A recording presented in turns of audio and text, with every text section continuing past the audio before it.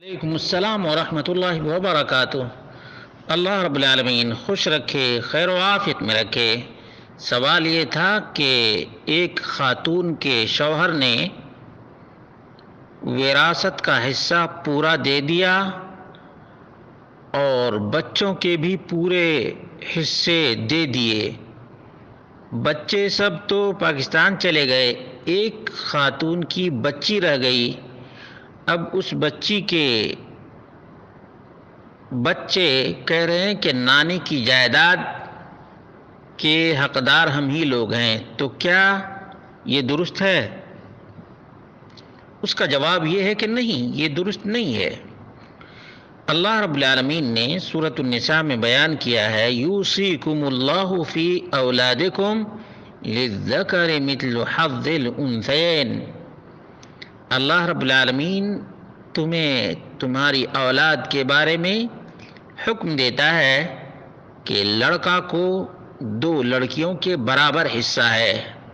اس اعتبار سے جیسے باپ نے وفات سے پہلے تمام کی وراثت تقسیم کر دی تھی، اسی طرح سے اس خاتون کی وفات کے بعد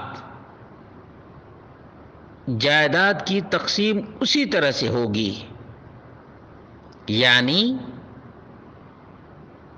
بیٹی کے دوگنا بیٹے کا حق ہوگا،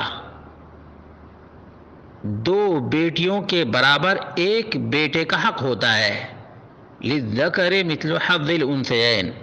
اس لیے یہ کہنا کہ اب وہ لوگ پاکستان چلے گئے ہیں تو پوری جائیداد کے مالک نواسے ہی ہیں، یہ درست نہیں ہے، شرعی نقطہ نظر سے درست نہیں ہے۔ آدمی کہیں بھی رہتا ہے، اس کے نام کی جائیداد رہتی ہے۔ اب ایمان ہو تو حقدار کو حق دے دیا جائے، ایمان نہ رہے تو جس کی ملکیت چاہے غصب کر لے، یہ غصب ہی کے مترادف ہوگا۔ واللہ اعلم بالصواب۔